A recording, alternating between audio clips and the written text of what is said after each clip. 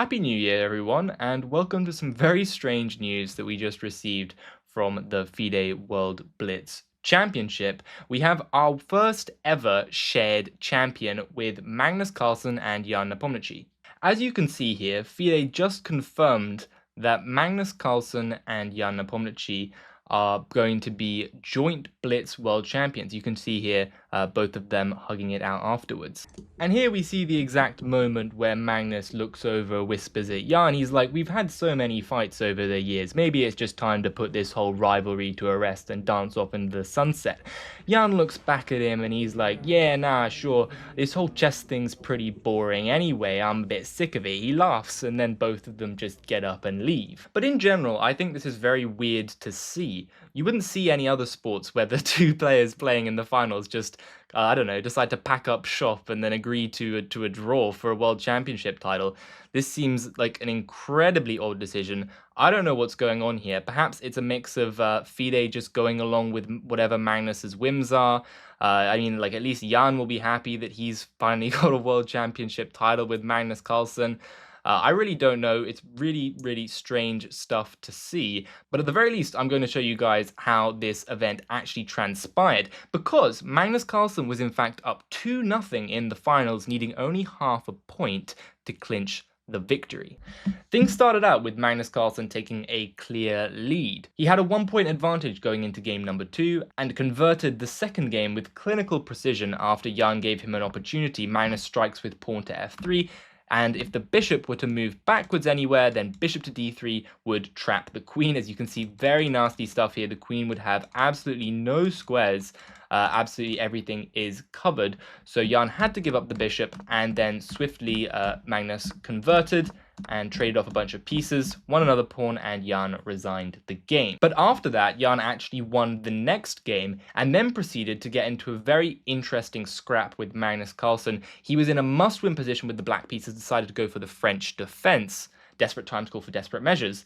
And in this situation, Magnus Carlsen makes a big blunder after Jan sets up a nasty trap with the move rook to g8. Magnus goes for bishop to f4. And on first glance, this move looks pretty interesting because if the bishop is captured, Magnus wants to go for rook to b7. And then if that rook is captured, Magnus will have a checkmate. And if it's not captured, Magnus goes for rook to b8, check, followed by another capture after the queen takes back. And that would be a checkmate.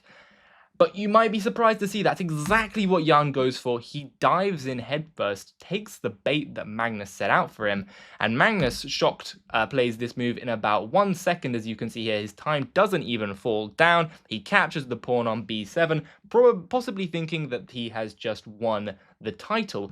But then Jan hits him with the absolute haymaker, the only move, rook takes g2. Now, I'm not going to say that he sacrificed the rook very loudly because it's 1 AM here in the UK, but what I am going to do is say that this is a pretty stunning move. After the rook is captured, Jan hits him with another nasty blow, knight to e3, and Magnus resigns the game. The reason being that once the knight is captured, the king has no escape via the f-file. The rook will simply come over. The king has to move somewhere. Let's say king goes to h1, and after that there is queen to f3, king to h2, and queen to g2, checkmate.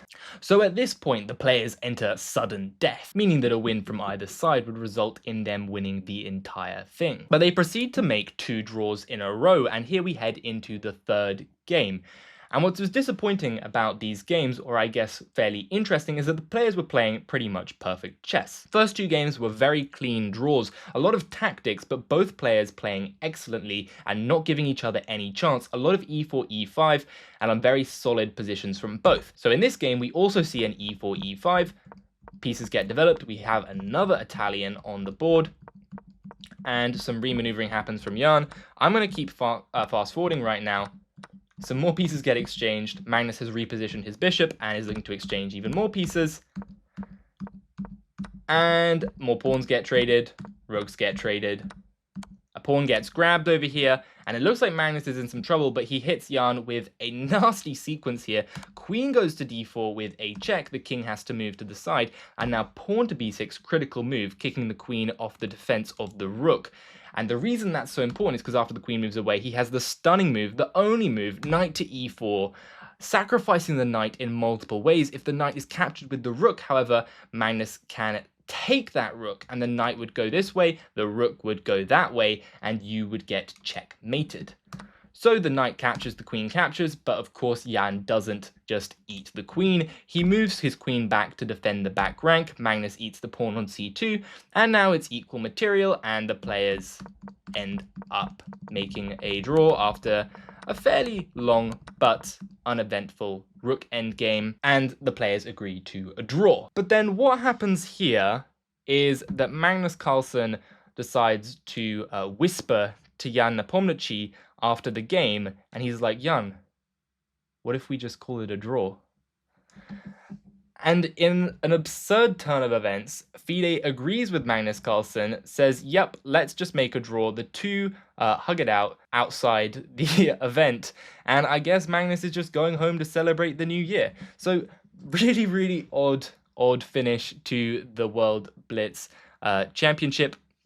Jan gets his first ever World Championship title, so good for him. I feel like this might be another power play from Magnus. I really don't know what's going on anymore.